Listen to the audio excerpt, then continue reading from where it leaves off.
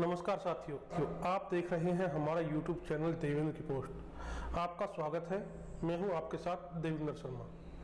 दरअसल हाल ही में संपन्न हुए 5 राज्यों के विधानसभा चुनाव में कांग्रेस को बुरी तरह हार का मुंह देखना पड़ा। 2014 से लगातार कई चुनाव हार चुकी कांग्रेस अब यह अनुभव करने लगी है कि वर्तमान परिस्थितियों में वह देश में लोकसभा और विधानसभा चुनाव जीतने की स्थिति में नहीं है। वहीं क्षेत्रीय पार्टियां भी अब कांग्रेस के साथ गठबंधन को लेकर वह गर्मजोशी नहीं दिखा रही हैं। यदि स्थानीय तथा क्षेत्रीय पार्टियां कांग्रेस के साथ गठबंधन करना भी चाहती हैं तो वह अपनी शर्तों पर गठबंधन करना चाहती हैं, जिनमें कांग्रेस के हाथ बहुत कुछ नहीं लगेगा। यही कारण है कि अब कांग्रेस चुनाव मैनेजमेंट में माहिर प्रशांत किशोर के साथ हाथ मिलाना चाह रही है। इसी दिशा में बीते 16 अप्रैल को कांग्रेस के वरिष्ठ नेताओं के साथ प्रशांत किशोर की मीटिंग हुई। इस बैठक में सोनिया गांधी तथा राहुल गांधी भी उपस्थित थे। बताया जाता है कि इस बैठक में प्रशांत किशोर ने सोनिया गांधी के सामने अपना एक रोड मैप भी पेश किया। कांग्रेस पार्टी को करीब से जानने वाले लोग मानते हैं कि प्रशांत किशोर की इस रणनीति से कांग्रेस के वरिष्ठ नेता राहुल गांधी भी सहमत दिखाई दिए। प्रशांत किशोर से बैठक के बाद पार्टी के द्वारा निर्णय लिया गया कि पार्टी के द्वारा एक समिति का गठन किया जाएगा। यह समिति प्रशांत किशोर के द्वारा दिए गए प्रेजेंटेशन पर विचार विमर्श करने के बाद पार्टी आलाकमान को अपनी रिपोर्ट सौंपेगी। वहीं 19 अप्रैल मंगलवार को भी प्रशांत किशोर के द्वारा सोनिया गांधी से मुलाकात की गई।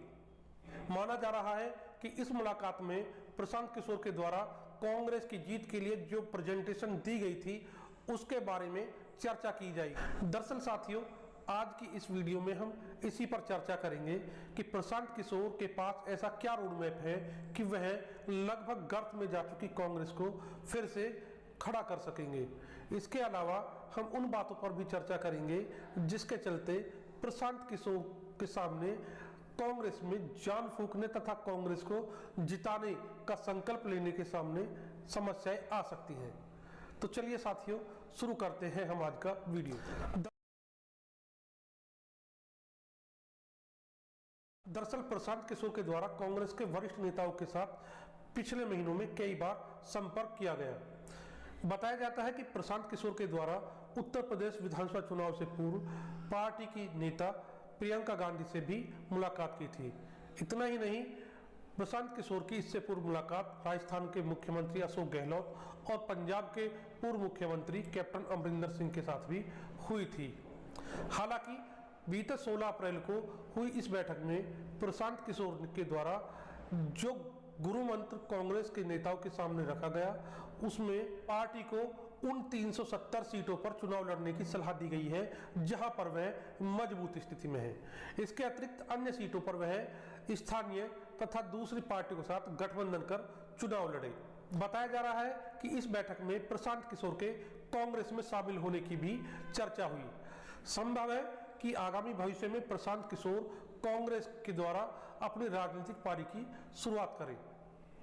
पार्टी जानकारों की माने तो प्रशांत किशोर कांग्रेस में शामिल जरूर हो सकते हैं, लेकिन उन्हें कोई पद नहीं दिया जा सकता। ऐसा नहीं है कि कांग्रेस पार्टी प्रशांत किशोर को पार्टी में कोई पद नहीं देना चाहती है। पता चला है कि स्वयं प्रशांत किशोर के द्वारा पार्टी के सामने यह बात कही है कि उन्हें पार्टी में कोई पद नहीं चाहिए। वह चाहते हैं कि उनकी रणनीति और योजनाओं को हूबहू में ईमानदारी से संगठन में लागू किया जाए।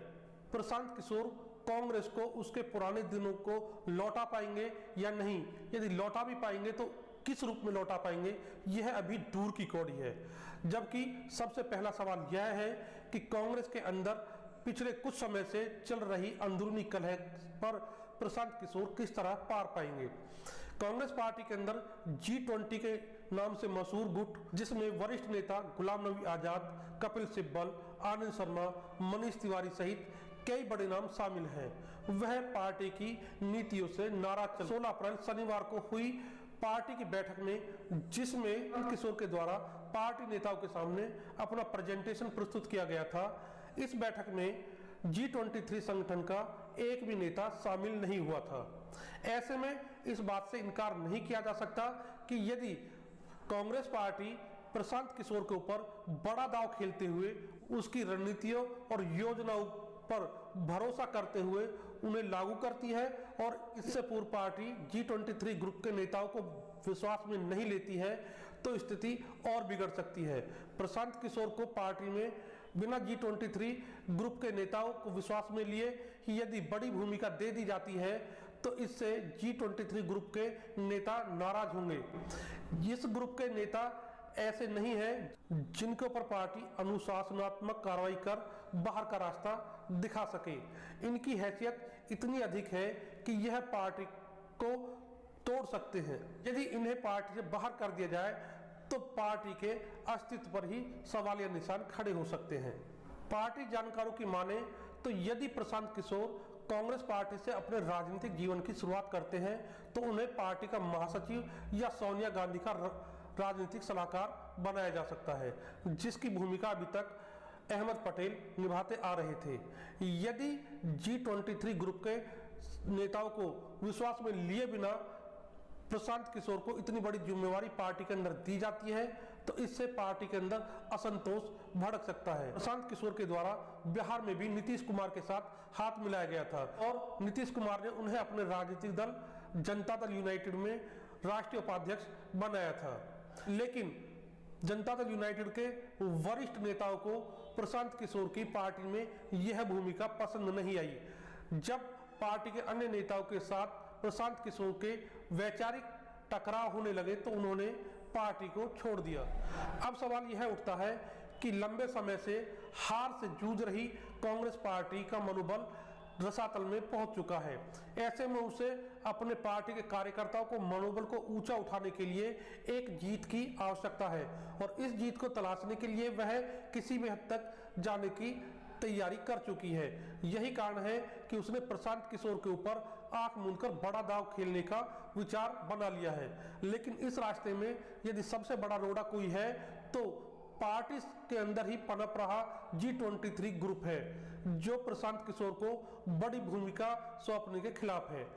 यदि प्रशांत किशोर पार्टी के इस G23 ग्रुप के सदस्यों के साथ समन्वय स्थापित नहीं कर पाते हैं तो जनता दल यूनाइटेड वाली परिस्थितियां कांग्रेस के अंदर भी प्रशांत किशोर के सामने आ सकती हैं।